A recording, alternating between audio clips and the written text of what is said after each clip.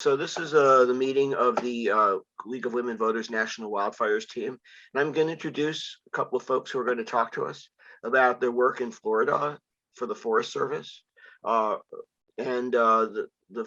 are John Rawlerson, John, and Monica Corbin. So John is the Chief of Forest Protection for the Florida Forest Service. The Forest Protection Bureau oversees the agency's aviation, communications, federal equipment, fire prevention and mitigation, meteorology, prescribed fire, safety, standards, and training programs. John also manages the department's all hazards incident management teams, which respond to emergency incidents both in and out of state. Monica Corbin is the communications manager for the Florida Forest Service, overseeing the agency's marketing, education, and public information programs. Recently, Monica served as the support author and editor for America Burning in the Wildland Urban Interface, a Call to Action. This is a national report of recommendations to address the increased wildfire threat in communities across the US. So now I'm going to turn it over to John and Monica, and they will give us their share their thoughts. Thank you. Who would like to speak first? Yeah, we're going to let Monica start first, and she can get me on track from there. Super. Okay, Monica, go ahead.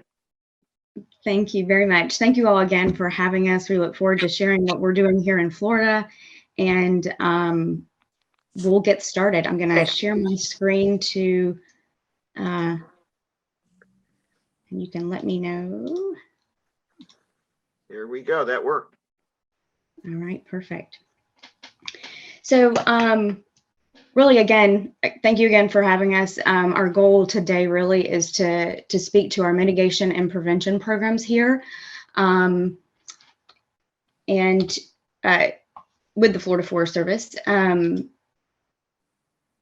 Just to give you a kind of a quick overview of how these next 10 or 15, 20 minutes will go. Really wanted to kind of give you an idea of who we are, what our mission is, a little bit of history, and then our response to that. We were established in 1928, but really everything that we do revolves around our mission, which is, we exist to protect Florida and its people from the dangers of wildfire, but simultaneously to manage all of the forest resources to ensure they're available for future generations. So a little bit of history on specific to our wildfire and mitigation programs.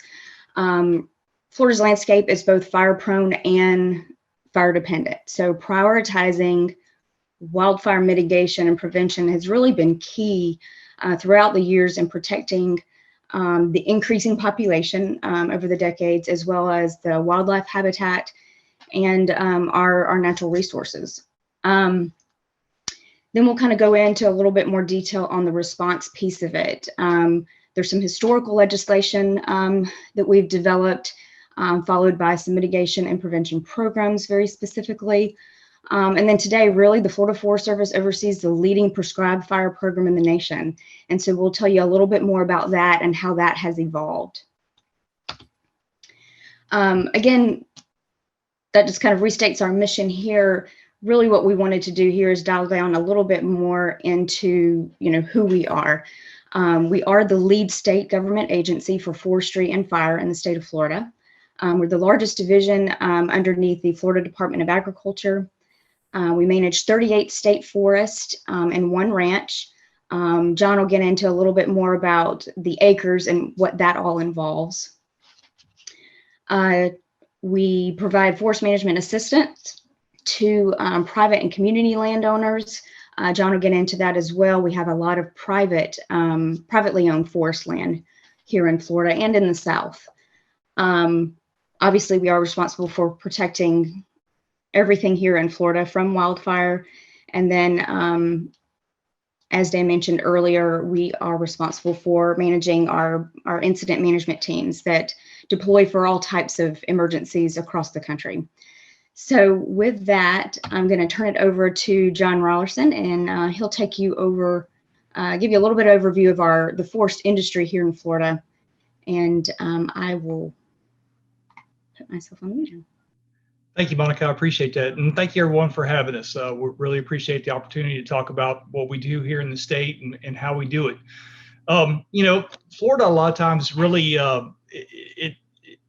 people see it as the beaches and Disney World and this, that, and the other. And in Florida, actually, when you get away from the beach and back off a few minutes, is a huge timber industry. We have, like I said, total land mass for our state is over 34 million acres, and the total forested land is 17.2 million acres.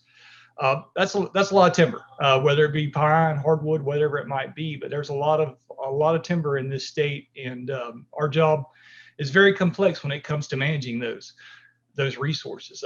As you can see, unlike a lot of states, 65% of the state in that timber industry is privately owned.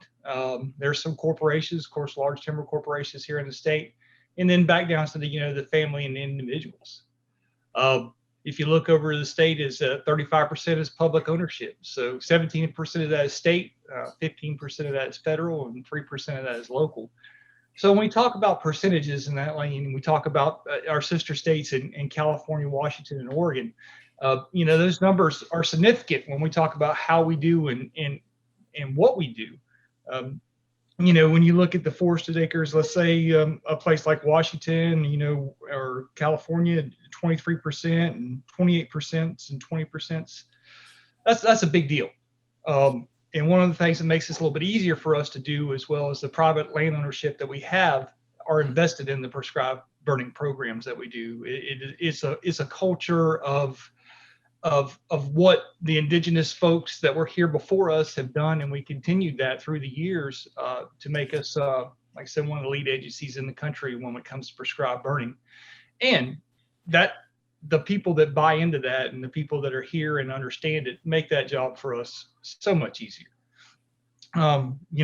We talk about federal lands as well. So federal lands in the state of Florida, we have two major national forests here, one up in the northern part of the state, or three actually, I'm sorry, in the northern part of the state, one, the Ocala down towards the middle part of the state. So there's a lot of timberland and national forest here as well, but we have a great partnership with those folks, which also makes it very easy for us to continue to do what we do.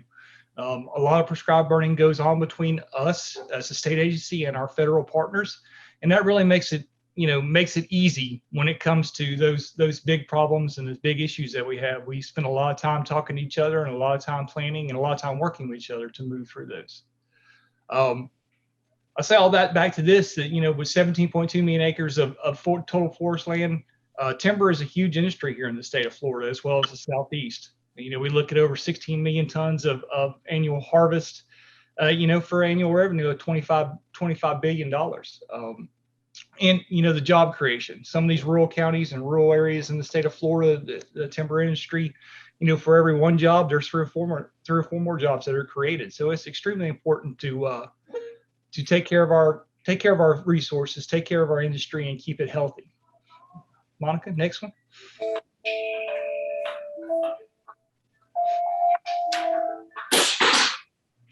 So a little history, like Monica said in the beginning, Florida is a fire adapted ecosystem. It depends on recurring fire to renew the forest and habitats, native plants, animals, and species. Historically, wildland fires were ignited by either lightning or indigenous Americans. And the landscape was very, very, very different many years ago. You're looking at those pine plains with the grass, that continuing burning, keeping them very light, rough, or a very light fuel load on our areas. So it was natural, and we continue to try to do that as well as we can. We plan prescribed burns to manage the natural resources to protect communities. And over the last 60 years, our prescribed burning program has evolved. When we first started this, it was volunteer programs. We were continuing to do what we were doing and did not try to regulate as much as we could. But now with the influx of population that seems to be growing, by leaps and bounds every year, some of our biggest issues now are the wildland urban interface. And what do we do with the folks that are coming into this state that don't realize how much burning and how much timber, really we have? So it's a balancing act with education and reinforcing those values that we've had in the state for years, and letting folks know what we're doing. Like I said, it's one of the most valuable tools. It's cost effective. And when you're talking about fire prone landscapes and fire dependent, that long-term approach, we can significantly reduce catastrophic wildfires and being able to protect our communities and maintain the health of our forest. Next one, Monica. So you can see a little timeline here. I won't read each one, but the significant thing about these timelines are that most of these timelines were developed a few years after major wildfires. Recent history for me in this organization, 87 was a big deal because we came in after the 85 wildfire season, which was extremely devastating to the state. But fortunately, it was a short-lived, short-term type of situation. We had a bunch of bad wildfires for a few days, and then we got rain and everything moved on. But after each one of those events, our leadership in the state decided, hey, we need to do something about this, and what can we do? Whether it be draft new prescribed fire legislation, whether it be, putting together these Florida certified prescribed burner program, which I'll talk a little bit more in depth with a little bit later, and getting communities involved with these prescribed fire councils, whether it be in the north end of the state, the south end of the state, wherever it might be. And then working to legislation, the Florida Prescribed Burning Act, which is what we work with on a day-to-day basis, and kind of mitigates and has a function to all our laws, was enacted in 1990. So, like I said, after every one of these dates, and you'll see, like say 92, you look at 98, our 98 wildfire season is etched in my memory. I was a young forest ranger, had just started, and was on a bulldozer during that point in time. So I saw the devastation. I was there fighting the fires. It was a lot. So at that time, our governor appointed the Wildland Response and Mitigation Review Committee, and they came up with what we call our mitigation teams, or our plan of action to mitigate those hazards and to reduce the risk around our critical infrastructure, as well as our folks in the state. Next one, Monica. So you can see in 98, we were working, once again, as a weather-driven society, weather-driven ecosystem. I will back up to this. At the end of 1997, December, January timeframe, when Monica talked about our incident management teams, we were involved in rescuing folks from their homes due to flooding. We had mass flooding over most of North Florida. Most of our rivers came out of their banks extremely high at the point in time. So, we went from recovery and saving folks out of their homes.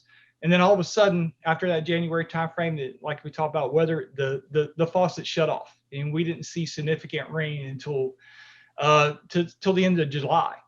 And our fire season at that point in time, it just went off the charts. We had several systems come into the state that we thought were going to be, rainmakers, and they were lightning makers. One system I can remember came through, and we had over 700 wildfires from lightning at one time, from the north part of the state through the southern part of the state, all the way down to Lake Okeechobee. And you can see there that, we had a pretty significant drought at the time, like I said, but we went from flooding to drought to wildfires in just a matter of a few weeks. Go ahead, Micah. So like I said, in response to that, after response to that 98 wildfire season, the governor put together a say, that was Governor Childs at the time, and said, what is the problem? What do we need to do? Are we not doing enough burning, which is something that the Florida Forest Service did a lot and continues to do. But what is it that we need to do? So we identified the need to increase the use of prescribed fire. We strengthened the Florida Certified Prescribed Burning Program and established a wildfire mitigation program. Next one, Monica. So what is the Certified Prescribed Burning Program? So in 1987, early on, it was voluntary. We were talking to folks out there and say, hey, listen, we're looking to do this. Are you interested? Are the burners in the state of Florida interested in doing something like this? So you see in the initial part of it there in 87, we had 670 certified burners. It was a voluntary program. Today in 2021, we have over 1,700 certified burners, and that number grows, yearly with as many courses as we can actually fit in. And the process of that evolution was, in the beginning, it was a 1-day course. You come in, we talk a little bit about burning, what to do, what not to do, and move on. The next part of that was a 40-hour course. We brought our folks in and individuals that wanted to do this. We set them down in a class. We taught those parts and pieces, and then we took them out and actually did burning with them in field exercises. So that's why that 40-hour course looked the way it is. As we move forward and, technology catches up with us, we moved into our 24-hour course. A lot of that stuff has been taken out where you can actually go and do the coursework online. We do, facilitate those with some of our folks, at times so that we can talk back to back, because always that personal communication back and forth about what's going on is extremely important. And then we move them to, where they can go out and burn with help with a certified burner and for several burns and get themselves, tied into what we're doing and make sure that everything's going on. And like I said, you see at that bottom, there's no experience required. We teach you everything you need to do, and then we make you actually go to the field and do practical burns on the ground with folks that are certified. And today it looks like this. It's a correspondence course, like I said. And we've kind of moved for design for more experienced burners. It requires management of those burns prior to taking course. So there's a lot to it. It's moved back and forth, kind of changing with the times, but we try to do as much as we can to facilitate those folks and to get that out there, because we are a firm believer the more people we can teach what we do and teach them how to do it safely is extremely important in our success. Next one, Monica. So with some of the legal requirements that we have, you have to have a legal prescription, and you have to have you have to do your homework to make sure that your burn is going to go off successfully. So there's things we build into that you have to turn in before we give you an authorization. Obviously what you're going to burn, maps, do you have fire breaks, do you have the people to actually pull off the burn? Weather factors, extremely important. We need to make sure that, you're not going to decide to set a match when it hadn't rained in 6 months and, the wind's blowing 40 miles an hour. We're going to say no, obviously. But we want folks to, to dig into that.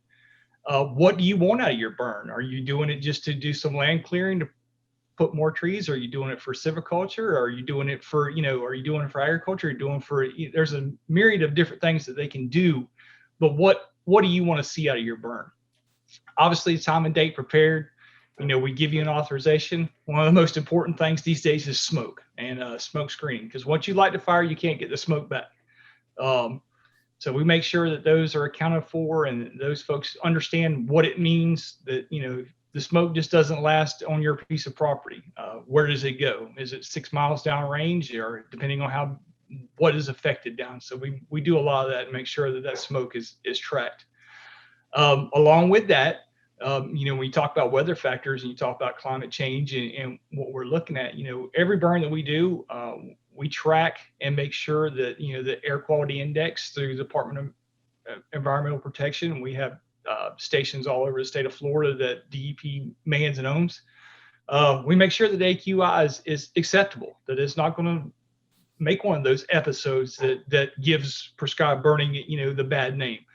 We're trying to be very cognizant of that, and in the levels that are there, we make sure that if it's a bad day, if it's going to be a air quality day, that we don't provide authorizations for those folks. Some additional items as we move through, like I said, purpose and objective, safety plan, make sure folks are safe. That's always key. Fuel conditions, what time of year it is, publicity. We talk to our folks about making sure that they get out and let people know what's going on. The quickest way to get people upset is if non-information. So we make sure that they're taught, to call their local authorities, whether it be a volunteer fire department or a fire department or law enforcement or whatever, or they're even adjoining neighbors. Sometimes folks these days don't quite talk to each other as well as they used to. So, hey, I'm going to be burning off, my 20 acres of pine trees. You might want to tell your neighbor, it's one of those things. A firing plan, how it's going to be done, control and mop up what you use, and then at the end of it, an evaluation. What did I accomplish my goals? Was it what I wanted to see happen, and how well it is? So these are all things that we teach and we require from folks when they're doing their burning. So as you can see, this is just kind of a snapshot of what's going on, but authorized prescribed burning acres in the state, we hover around that 2 million acre mark. Even through good seasons, through bad seasons, we continue to do that. Our 5-year average, I just took a snapshot from 16 to the day. We burn over 2.6 million acres in the state of Florida. That's a lot of land when you talk about how the state is now and what it looks like. So we feel that every acre that we get burnt and that we do it effectively is another acre that we don't have to be concerned with for a year or two with a catastrophic wildfire. We, like I said, 13.5 million acres over a 5-year period, and like I said, 2.6 million a year. But you can see that line kind of hovers around there. Some of those 07, that was a pretty bad year. 04, had some hurricanes here and there. 2010, great year. Just one of those years with great burning conditions that we were able to do a lot more. And this is just not the state of Florida. This is a snapshot of what whether it be federal partners, private landowners, timber companies, and the state of Florida. This is a snapshot of everything that got burnt those years. So, with that being said, that we're very proud of that, and we try to every year. Our goal, is to burn 200,000 acres on our state forest. To make sure that those state forests stay pristine. That's an easy word for everybody to say. Very nice. Make sure that our wildlife and our natural resources are taken care of. And the Florida Forest Service is unique in that our timber we grow to harvest. We harvest that timber to continue to help our economy as well as our budget from year to year. So it's important. Pine trees are important to us and important to the community. On the flip side of that, you look at the 5-year authorizations. 520,000 authorizations. We usually up and down per year about 104,000 authorizations through the year. So we spend a lot of time getting those authorizations out. Of course, here in the state of Florida, they're free of charge, and they have to, make contact with us. Our certified burn program, those folks are able to do it online, which is helpful. But somebody that calls in that's never been to the state before, doesn't understand what it is. We want those folks to make contact with our agency and make sure they're doing it right, so we don't have to meet on bad terms if something goes south. Next one, Monica. Thank you.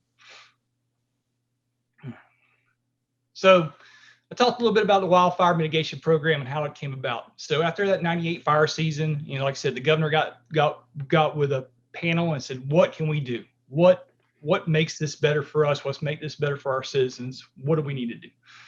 So they came up with our wildfire mitigation program, and kind of how it's built is infrastructure. We have 4 regional teams across the state. Each one of those teams has an experienced supervisor, experienced personnel, and equipment to go to a piece of property, whether it be prescribed burn it, whether it be mechanical treatment. We have that ability to do those things and help the citizens of the state of Florida, mitigate that wildfire pushing up on their home, give them defensible space. The objectives there were to reduce fuels in the wildland urban interface. That was the biggest part, and to make sure that the WUI was taken care of. In these areas where homes and businesses are, near forests are developed, they're prone.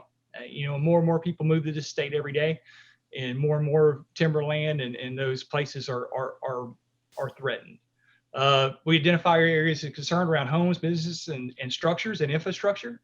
We contact the landowner to obtain permission, and then we can do it, like I said, mechanically to reduce fuels, utilize prescribed burning, or organize community cleanups, like Firewise communities or stuff like that, to help folks keep their property safe. With that, we don't go out there and do it every year. So the maintenance part of it, the initial treatment for eligible properties is at no cost. So Florida Forest Service will not charge you for that, to build that defensible space. So it's no cost. Landowners after that are responsible, to keep that defensible space up. If it's prescribed burning or something like that, or if it's mechanical treatment, we push out our contractors list. There's people out there that do that. So we try to, continue to keep our contractors and the folks that are working with us gainfully employed as well. But if it comes to where they're doing a lot of prescribed burning or we're doing a lot of prescribed burning, we offer that service here in the state for a nominal cost, and we continue to keep that place, cleaned up and burn off. So with the good part comes the bad part, Florida wildfires. Like I said, we are prone to wildfires. We are one of the lightning capitals of the United States. We have a lot of lightning, and I would like to say only lightning causes our fires, but unfortunately, most of our fires here in the state of Florida are human caused, whether it be accidental, whether it be intentional, whatever it might be. Florida gets our folks. Some folks like to burn a little bit more than others.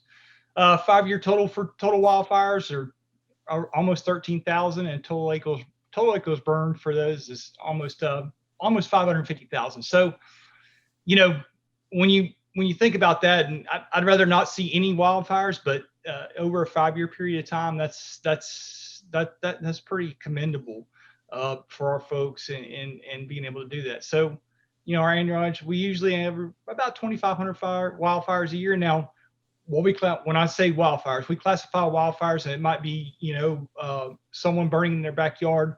The fire gets away from them and might burn 1/10 of an acre on their piece of property. So the classification goes from 1/10 of an acre to whatever it might be. So we track all that and keep those in our system. And the total acres burned yearly is about 109,000. We aim to keep our forests and foresters together. We fight fire with fire, and we have a lot of direct suppression tactics. So we're a little bit different. When I say direct suppression, we don't have the what's the best word? We don't have the luxury here in the state of Florida to let things burn. We'd like to. Sometimes you can certainly manage fire with fire, but with our wildland interface and where these fires happen, we don't have that luxury. So we are a direct suppression tactics. We put bulldozers and engines on the ground, and we fight fire. Some that can be controversial at times, but it's what we have to do to protect our folks and our infrastructure.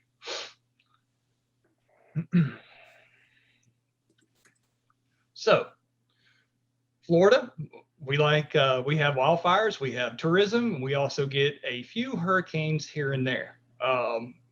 Most of you have probably heard, but in October 2018, Hurricane Michael hit one of our, it is the most forested part of the state of Florida. It hit us. It was catastrophic damage. This was a large swath, like I said, of our timber belt, and it presented a ton of new challenges for us when we talk about mitigating the wildfire threat to our folks. Next one, Monica. So what you're looking at here is a tract of timber land that all those trees were standing just a few hours before. So as you can see, it was a Category 5 storm, 2.8 million acres of trees destroyed across an 80-mile swath covering 11 counties. And this was not only an event that happened in Florida, of course, it continued on into southern Georgia and moved on up into the country. One of the most forested counties in the state, 80% of that timber was privately owned. This is not federal land. These are folks that are growing timber for, for their daily economy, for their daily money. These are folks that had timber tracts, whether it be 20 acres or 100 acres or 500, they're looking for their future as well, maybe their grandchildren's future. So it was devastating on the impact of what that is. And as you can see, from a firefighter perspective and how we do it, it is almost we had to change everything we do and how we do this. Next one. So the initial response, like I said, is I'm in charge of our incident management team. So our initial response was to go there and it was people first, then property, and then we decide what we could do to minimize threat. Our agency is moved all over the place in the world. When we talk about, hurricanes, pest problems, you name it, we have those facilities and are able to do that. But you see what you were left with here. This is one of our large heavy dozers, just trying to go in there and establish a fire line. And when I talk about established fire lines, we went back and we looked at these pieces of property, whether on state land or federal partners, in some private places, and especially around those wildland urban interface, that WUI area. And so what can we do? We know we have to do something, but what is it that we can do now to effectively, we know it's coming, but what can we do to effectively do this? So we went in and reestablished those fire lines, whether it be with heavy equipment, whether it be just loads of personnel on the ground with chainsaws actually doing it by hand. So it was an incredible task. We spent a year fully engaged going around these communities and doing that to try to protect these communities. And then also during that time, when we would have a wildfire, when you would think that maybe an acre or two, it would take just a few minutes, just a few resources to go out there and put a line around that fire and help us. This turns into an aviation show. It turns into a full-on, major incident for just a few acres because we're unable to get in there where we traditionally do. So we had to change tactics. We had to change the way we do things. And then we had to change, how we do the mitigation process. What can we do to help these folks? It went from, burning these pristine forests and helping these folks maintain the natural Florida ecosystem to, okay, now it's all in a pile, and how do we do that? And how do we help those folks? So, just that volume of what we have and the amount of resources it takes has been a challenge. We have been very fortunate that we've gotten rain over the last few years. And as Florida is famous for, we get a lot of rain and that material rots and goes away. But there's still large amounts of volume out there that we're still working with and still have a heightened awareness of that area. Next one, Monica. So I'm gonna let Monica talk for a minute because I'm probably sure you've tired of hearing me talking, but this is our Beef Wildfire Ready program. This is in conjunction with the hurricane and what we've done to help our folks. So Monica, take it away. Thanks, John. So actually what's a little bit ironic or different about this particular area getting hit was the Panhandle is where I grew up. And so it's kind of come full circle for me. I didn't stay in this area for most of my career, but have been back here or moved back here just before Michael hit. And so once it hit, trying to understand who we are as an agency, what we do, and then, what has happened to these communities. So it got real personal real quick. And so like John mentioned, there's 2.8 million acres, the most forested counties in the state. And so when we were thinking about, an awareness campaign as far as the increased wildfire threat, you've got, more than 200 communities, these WUI communities that are at risk. And so when you're building a campaign, if you will, or any kind of communication to help educate and inform, what I personally ran into was, okay, well, first of all, they need to know who we are and what we do, because these guys have done a great job over the years of keeping wildfire out of the communities for the most part when they can, unless they're those 98 type years.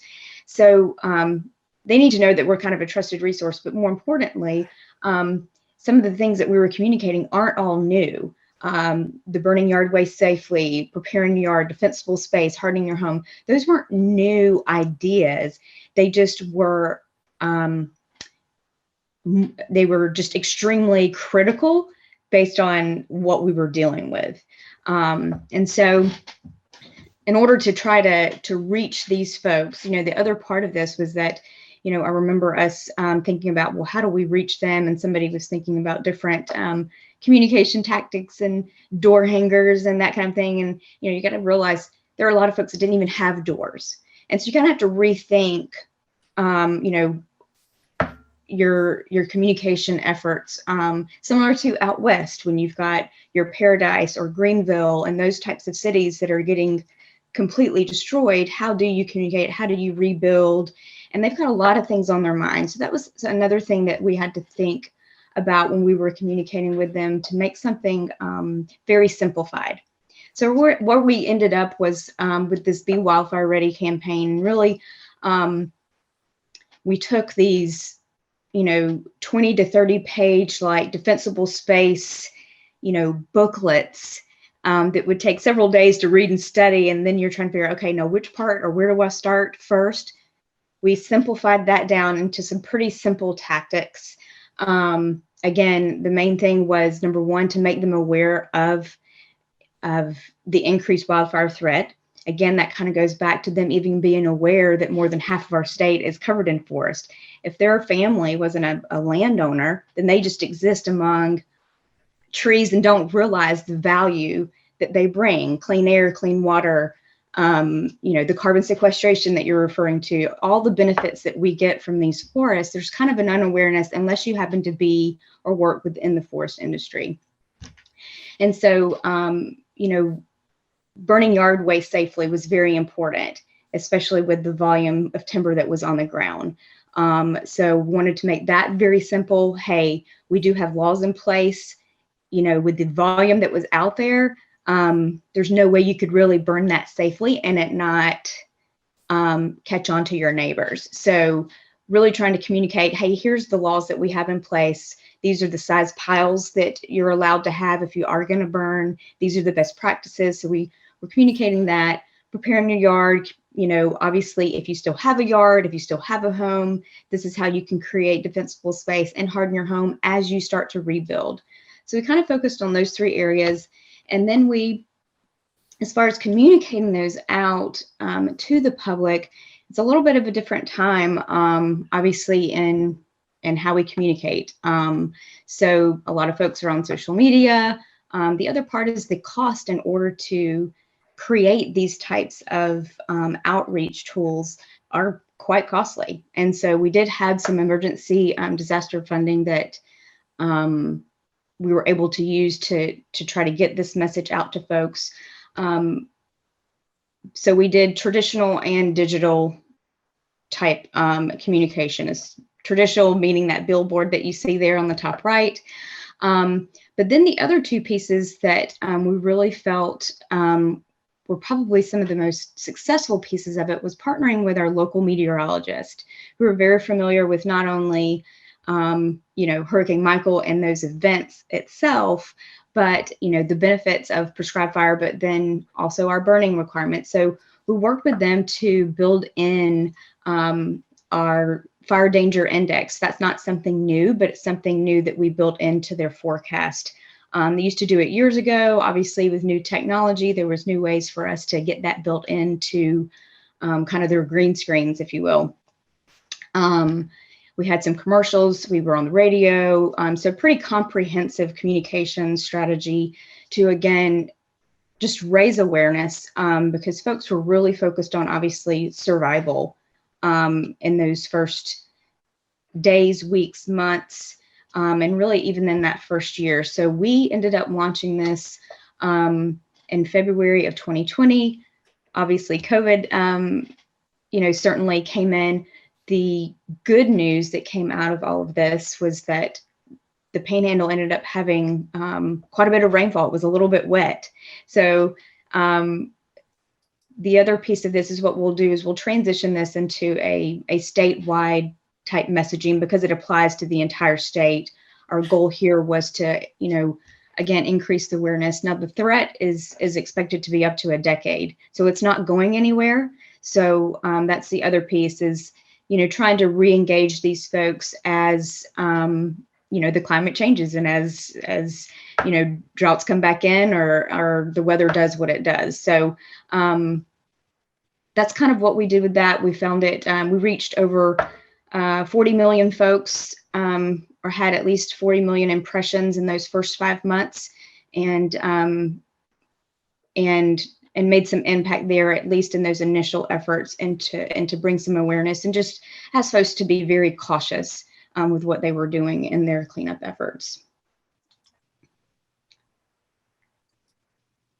And then John, I don't know if you want to speak into this. We're kind of moving on to another whole, our last phase here. Sure. I have to apologize for our dogs barking in the background. The unfortunate part of working from teleworking at some point in time. So, why we prescribe burnfire.org and, ongoing advocacy, the key partnerships, I talk about partnerships and why the Florida Forest Service works. It takes a group effort from everywhere. An initiative with tall timbers, research stations, partner agencies, whether it be federal, state, municipalities. We spend a lot of time making these relationships and making them work before we get fire on the ground or before there's an issue. It is, I like to say we like to meet, and we do a lot of that. We meet with each other, we talk, we let our operators, our firefighters, foresters, they know each other. And, it's about community with us and keeping those partnerships alive. You talk about, a significant impact like the hurricane, not only, was the land affected, our families were affected. People, our firefighters were displaced. We had a lot of firefighters lose homes, not only us, but federal partners, so rebuilding that is huge. Educate and inform. We support prescribed burning. We support firefighters. We support the whole mission here in the state. It is, like I said, it's extremely important for us to be behind these folks and be behind this program because that's what makes it successful. And then, Floridians are letting neighbors know it protects the lands we love and communities we live in. With that education process and those key partnerships, in that group effort, we continue to let folks know how important it is. Is it getting harder every year? Yes, it is. With COVID the last couple of years, obviously everything has been hard. It's very difficult for us to get out and meet and greet folks, but we continue with these campaigns, whether it be through social media or just picking up the phone and talking to folks. So it's been difficult, but we continue to push forward, and we will continue to push forward into the future. All right. Great, thank you so much. That's a really, really interesting presentation. I have a few questions, and then let me then turn it to the others. And I also wanted to mention just that we were going to hear from Thor today as well. And I'm wondering, Thor, how would you feel if we do you next time instead of today? Would that be okay? Because I don't want to rush you, and I know people probably will want to leave this meeting too. So are you okay with that? And I apologize. Send out the slide deck. Okay. Yeah. Okay. All right. So we'll schedule our next meeting, and then we'll have you at that. But I have thank you so much. I have some questions. A couple. My first question is, I've heard that prescribed burning, in order to be effective in preventing fires, it has to be done regularly, kind of like you need a haircut you can't just cut your hair and then that's it. It has to happen every few years and all. Do you, in your process of allowing people to do these prescribed burns, do you add in, to what extent do you address this issue of them having to be done over and over again to be effective? Yeah, certainly. It's extremely important for us to take and do that. And what we do is we try to tell folks, okay, this is what we do. This is what the Florida Forest Service recommends for pine plantations or whatever. Our normal rotation is a 3 to 5 year rotation. Here in the state of Florida, our vegetation grows at an alarming rate. So if you get anything past 5 years, a lot of times, depending on what fuels you might be in, it gets past you. So we continue to keep our state forest on a 3 to 5 year rotation with burning. And you can have a fire here in the state, whether it be prescribed burn or wildfire, and within 2 to 3 days, the vegetation is already coming back. So it's very different than some parts of the country where it might take decades for vegetation to come back. But we continue to advocate that 3 to 5 year rotation, depending on fuels and what their goals are. Okay.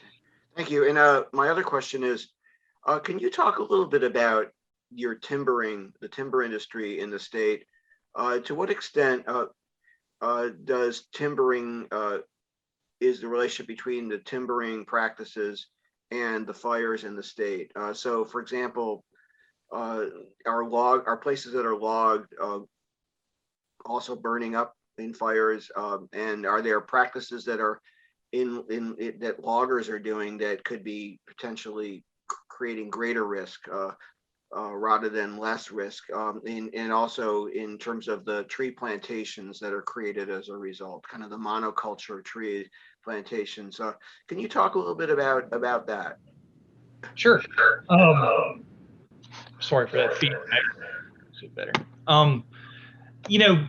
We work very closely with our timber industries. Through the years, when I first started this almost 30 years ago, the timber industries in the state of Florida did their own burning. It was very prevalent at that time.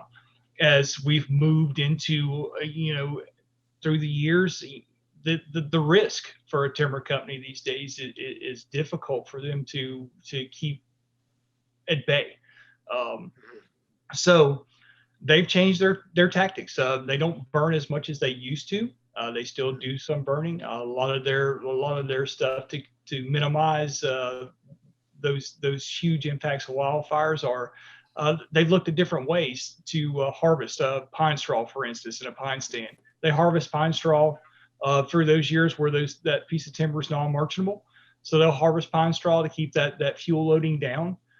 There are some chemical treatments and stuff like that they do as well to keep that down. And then they contract whether contractors here in the state that do prescribe burning or the Florida Forest Service, we do some burning for those, especially around those areas.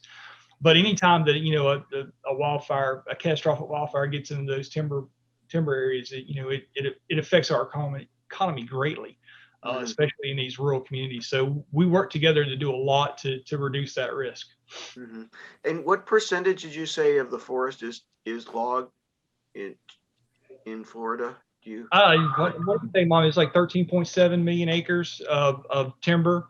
I don't have that. As far as we have tonnage, there's not necessarily a percentage. We'd have to get back with you on a number, but the reforestation is also part of the plan. So even the harvest piece, I think it's 2 or 3 times going back in to replant. So it's not a cut and leave type. I see. But I'd have to get that number to you. Well, that's okay. I mean, yeah. Yeah, certainly, and we promote that with our private landowners as well. If you're going to cut that piece of property, or harvest that piece of property, whether might do it in stages. You might do a 5th year rotation or a 3rd row rotation or whatever it might be, and then start talking to them about our management plans that we assist them with to look into those next generation of trees and where they're going to go. So, just like anybody else, we don't like to see a clear cut turn into a strip mall. So if we can get trees back in those areas, we advocate that, and as much as we can. And which lastly, was a big. I'm sorry. Sorry, Monica. No, you're fine. I had one more question, and then I'll. Do you have is your service gathering data about? I know this is probably very tricky in terms of a research design, but is it possible to gather data? And if so, is your service collecting data about positive impacts of prescribed burning on a reduced wild threat to communities? Sure. I understand your question. Us as an agency, we have partnered with the U.S. Forest Service here in the northern part of the state, and we have done some of those. I think you're probably asking the cost per acre as it is a threat versus wildfire versus prescribed fire, how much it costs. Is that what you're talking about? Well, I'm more thinking just more not around cost, more just around does prescribed fire, is there research showing that the prescribed fire practices that you do have impacts on reducing the spread of wildfires and the threats to communities? I think, Monica, and you might correct me if I'm wrong, but I think that's a lot of the stuff that Tall Timbers and how we partner with them and their research with that is probably someplace we don't necessarily pull that information that way. But like I said, our research partners there with Tall Timbers will probably be a great resource or a great point for that. We do. I will get that to you, Dan. There is data showing that it significantly reduces the catastrophic wildfires. So I can get you. I know that's if you need the data in order to do what you guys need to do on your end. So certainly can Well, that- and sure, pull that that and would, get that to you. that would be great, because it's always, we serve other different states, and for us to be able to communicate, some of the practices that you guys are doing, and for people to learn from it, it's always nice to know, well, we have there's results in these practices, because et cetera. So that's great. And I apologize for asking probably too many questions, but I just want you to know how appreciative I am, and I think our team is, for you to spend your time with us, and for us to teach us what you're doing in Florida. It's really interesting. Sure, So it's our pleasure. yeah, and so I'm going to stop talking and see if other folks have questions. Just go ahead and raise your hand, or I see Candace has a question. Go ahead, Candace. Let's see, where am I? I need to unmute myself, right? You're good. I can hear you. Nope, you muted yourself that time. Nope, still muted. You're still muted, Candace. You're muted. There you go. Oh, okay, great. Sorry about that. So what about the threat to housing and communities? Do you have much of that in Florida, or is it mostly wildland areas? And how are you looking? Do you ever have the phrase sustainable communities come up, and how people can live with these fire threats? Sure. We and these are campaigns that we've been doing for years. Monica could look back, but those sustainable infrastructures and the sustainable structures in general. Like I said before, the wildland urban interface in Florida is growing every day, every minute. There's a new development, there's a new part of infrastructure, whatever it might be. So yes, we have thousands of communities out there that are directly infringed upon by the wildland urban interface. So we have those FireWise communities. We have the outreach programs. We have these mitigation teams that work with these folks to the point that we'll go in, and our local supervisors, if they see something going on, we'll go in and talk to the landowner association or homeowner association and say, what can you do? Even in the development stage, with our mitigation specialists are out there talking to the counties even before some of these places are put in, and what's ingress and egress, can we get there, what are your plans? So yes, we do a lot of that, and are very proactive in that area. Is there any threat that these areas should not be developed in Florida?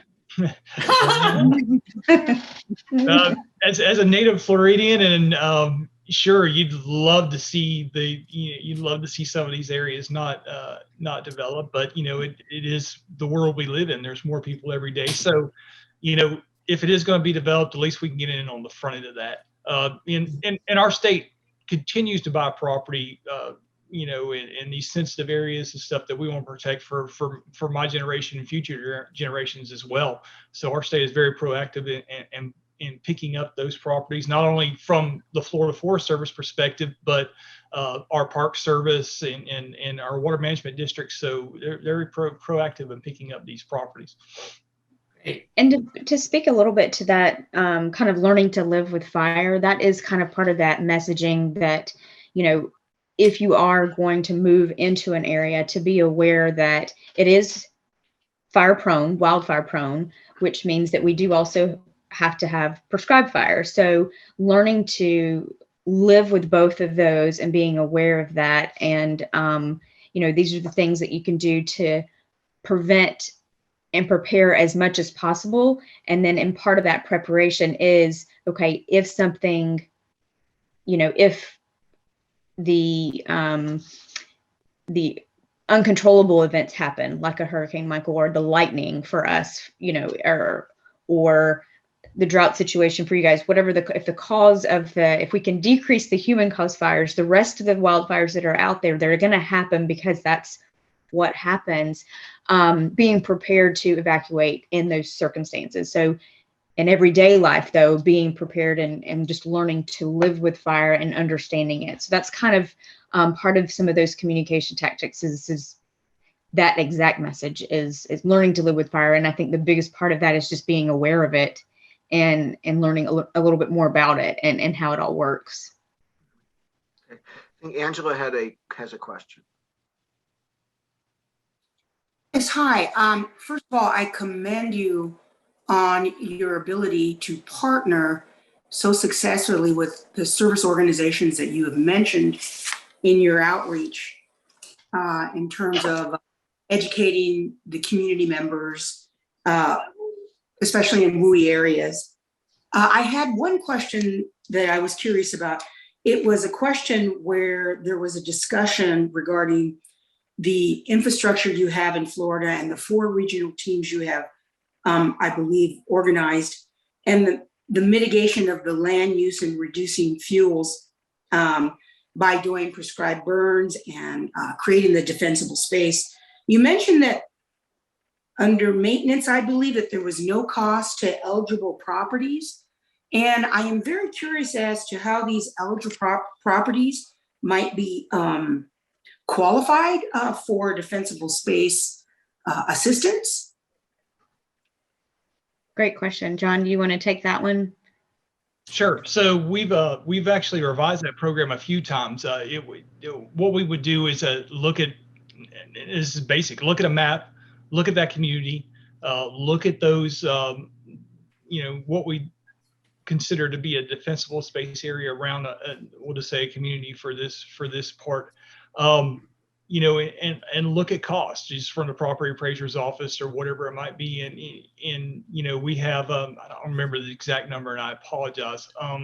But so many structures in a certain amount of area this close to a wildland urban interface area. That's how we determine that.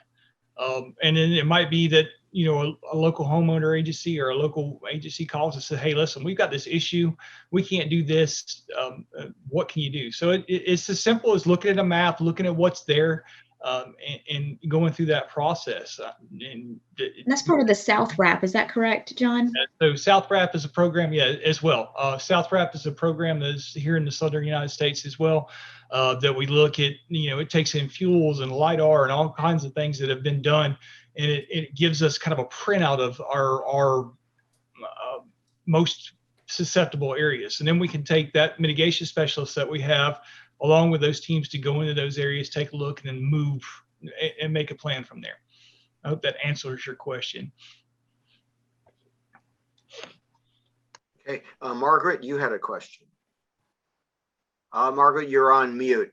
Can you unmute yourself? There we go.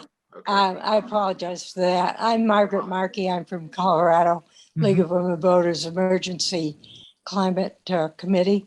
And my interest is water. But about 40 years ago, John, I was on the state and private forestry committee for the U.S. Forest Service. And one of our members was the Florida State Forester. I don't remember his name now. We had a meeting in Tallahassee, and he arranged for us to go out and have a presentation in the forest on fire. And it was a good presentation. And I'm going to ask you the same question, though, that I asked at the time, because it seemed that one of the things they kept stressing was that they were running into a lot of groups that were organized that objected to the program. Obviously, you're much better organized today than you were in 1980 or whenever this happened. But if the question I asked then was, the program sounds so good, what are the objections to it? Well, there's always going to be that same objections. Some folks just don't believe in the prescribed burning program, and then some people don't understand, even no matter what we do to explain it, no matter how we show the benefits, some folks just aren't going to like the smoke, aren't going to like the ash, or are concerned about the ecology, water concerns. Even though you show them, and as you well know, what the benefits are. So I'd like to say that we have figured it all out and can make people understand, and we can't. We can just continue to do what we can and try to get that out there and help folks understand. And like I said, you got to use the data that Dan needs, and some folks want to see that data. Some folks want to go out and see it for themselves. So it's a continuing challenge, and the challenge is getting higher and higher every year. Because, like I said, it's those 40 years ago when you were here, you couldn't believe it. And I know the same in Colorado. I lived in Colorado for a few years, and the struggles that forestry has there as well. So, we continue to just beat our message and do what we can, and the struggle, we'll continue to try to fight past that struggle and let folks know. But some days some folks, you just can't change their minds, and you're not going to. So go ahead. One of the things that, I'm sorry, go ahead. I was going to say, one of the things, John, that John and I've talked about over the last year too, with that whyprescribefire.org, that campaign, and trying to target that to different audiences based on their interest, and it's kind of, you really relay the message a little bit differently. It's the same, but essentially you have to kind of communicate based on what their interest is. But one of the things that we are looking at doing based on our relationship with the Wildfire Ready campaign, with the prescribed fire, is also partnering with the meteorologists. They understand the science behind it. And so a lot of times, if it's folks, we are hoping and believe that that a science-based approach from that, someone would be more receptive to hearing it from that meteorologist, exact same message, than maybe the government, or us. So that's kind of one thing that we're thinking about doing, because they understand, and then they can also explain to them the difference between prescribed fire smoke and wildfire smoke, and help us with that communication. I don't know if that contributes or helps a little bit there. Yeah, that's a great point, Monica. I appreciate that too, as well, because like I said, sometimes the government might not be the best place to get it from, but your trusted news guy that you've watched for 20 years is a meteorologist in your community and is active, might be the best way to get that message across. So we're always looking for new ways to get it out there. Thank you. And by the way, I should mention we have other questions. It is 12:07. I don't mind continuing, but if anybody, John and Monica, are you okay for another few minutes just to finish up the question, the Q&A? We'll be glad to. And if anybody has to leave, go ahead, and I'll try to schedule the next meeting at the end of our meeting here. But Sherry has a question. Go ahead, Sherry. Hi. Yeah. Thanks. Hi, my name is Sherry, and I live in Western Washington, a little ways from Olympia. And so I have a question about your frequency. Prescribed burning at 3 to 5 years. So in my brain, what happened was, you're looking at low-lying fuels like grasses, that sort of thing, and that's what your prescribed fires are targeting. So that's kind of a question. Am I understanding that right? And then secondly, how big of a unit or area are you burning at any one particular time? Those are great questions. All right, so our fuel loading, when you're talking about that 3 to 5 year time frame, in Florida, in 5 years, if you're in the right area, let's say Palmetto Gallberry, that can be 25 to 30 foot tall with those fuels in there. So the timing and how you do it is very, very, very sensitive.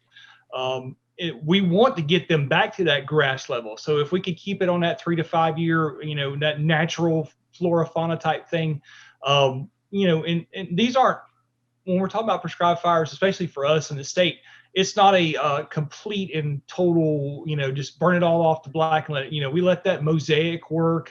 We use natural barriers. We use a lot of, water and those features in there to get those burns. So number one, to what we want it to look like. Number two, protect the ecosystem, whether it be animals or whatever, and keep those low intensity flames. Now, if you get to that 5 year, 7 year range where those fuels, our tactics have to change. We have to burn a little bit different. Maybe we have the ability in some areas to burn at night, and those things like that. So very different. I got myself lost because I kept talking and talked myself right out of it. So the second part of your question. Second part of your question. Yeah, the size of the area, and I'm sure that is also dependent, but I'm just trying to get it in my brain of what's your situation, because it's really different from, you know, what I'm looking at. Oh yeah, yeah, certainly. Yeah, I've spent a lot of time in that Washington area on some wildfires through the years, and have some great relationships out there as well. Love that part of the country. But when you talk about those pieces and how big, to us, it doesn't matter. We start, you know, at a local landowner that might have some, you know, grass in the backyard, maybe an acre. You know, we burn, you know, when you're looking at a state forest at several 100,000 acres, we're going to burn a percentage of that each year. So, you know, our you know, we have some rules and regs, you know, how many acres and stuff like that. You know, as far as how we could treat it a year, but it really has no significant, you know, number part of it. It says that we're not going to come if you don't have if you don't have 5 acres, we're not going to show up. No, that's not the point. That's not what we do. So we service from small to large in that situation. So I hope that answers your question. Great. Looks like we don't have any other questions. I just have one closing question, and that is, do you have any recommendations for us as a committee to do the right thing, you know, to play a constructive role in mitigating wildfire dangers to communities and sustaining forests? Sure. And if you have you know, so let me just, a couple of things we can do is public education, like we're doing here, and also, you know, advocating for legislation. We are a national committee, so we can potentially try to influence national legislation. And if you have any thoughts about, you know, federal government and what they should be doing in your view, or whatever else you might think that would be a good use of our time, can you? What do you think? You know, I don't want to get too deep into it because, you know, I think that you know, with the more issues that we're having out west, and this is just, everybody maybe on this call understands that this is cyclic. The Western fires, some years are bad, some years are good. Now we're seeing a lot more Western fire issues that come up that make headlines because that's where they're at. You know, and that's unfortunate. And one of the biggest things that here in the South is so much different is the amount of state land that's owned and the amount of federal land. There's such a significant difference in those federal partners and what they do. So I don't know that I could tell you, yeah, what's the golden egg or what it might be. The more conversation, the more communication that you have of success stories, everybody's going to know when it's not successful. You know, every time you see a wildfire out west, say, oh, it's escape prescribed burn. Well, that's going to happen. That is part of burning in the wild. So, you know, trying to advocate for those, you know, those good parts. The Southeast is not only state of Florida, and that we do a great job. We have our escapes. It happens. It is part of working with fire. But, you know, the Southeast, I think one of the biggest things that you can work with and help us with is the communications with our state and local and federal, you know, partners. Not that we here in the South and the Region 8 of the U.S. Forest Service, we have worked. It's been as long as my career. Everybody that's ever taught me anything has talked about communicating with our partners. And that's why it works here in the South. And you can ask anybody in my job that does the same thing in any other states, and they'll tell you that. And so advocate for that. Advocate for communication. You know, communication. Advocate for continue to do what we can for prescribed burning. It's not the golden egg, but it certainly helps. And in the preventable wildfires, you know, we can do more to prevent those and those catastrophic things that we see on TV all the time. It will be great for us. So. About all I've got for that. I will say there is as far as legislation goes, there is a National Prescribed Fire Act that is under review. So that might be something that you want to take a look at if you guys are, Yes. you know, want to advocate. That's a national. Can you say that again? Prescribed Fire Act. Okay, and good. We will take a look at that. Great. And all right, I think that's it. I don't think there are any more questions. Again, thank you so much for It's been really, really, oh, I see. Linda has her hand raised. Linda? That brought up, that last answer brought up a question in my mind, and that is, how different is prescribed burning going to be in Florida and in Colorado and in California, for instance? It's going to be different in different places. And so can there be something like a national law about it? I don't know what this act you're talking about is, but I'd appreciate, Monica, if you could, send us the bill number and so on, so we could look at it. If you could send it to me, Monica, and then I can send it to the team. Absolutely. I'll send that to you, as well as the research on the data of prescribed fire reducing wildfire. And then I'll turn this over to John to let him speak to that other piece specifically, and how prescribed fire works differently in the West based on the landscapes and lands there. Yeah, I'll certainly try to keep it as simple as I can. I think early on, when we saw that timeline of events, the enacting of legislation here in the state of Florida to continue these practices was invaluable. It's key to what we are able to do. Now, with legislation changes. We're not going to back up for what we're doing because we had the legislation. We have the government behind us in the state of Florida for this, and so. What it's going to look like in the future, I can't tell you. What it looks like around the country, that's that legislation part. That's what this group right here can help with, is to look at what works around the country, and it's not perfect for every state. And I can't tell you that what we do here in Florida is going to work for Oregon or California, or but the processes, the getting that legislation put in. Nobody likes to see any more legislation. I'm not the legislation guy by any means, but for us to be able to protect what we have to do and how we do it, it's just a matter of that. And like I said, it will change. It's going to change. There's no way it can't, because at the end of the day, there's so many people that are coming and that are around. So it will change. Hopefully I will be long gone. If it does, that's okay. But we'll continue to do what we do and use that legislative part of it to help us continue to maintain. Okay. Thank you. I think that's it, right? Any other questions? Good. Thank you again so much.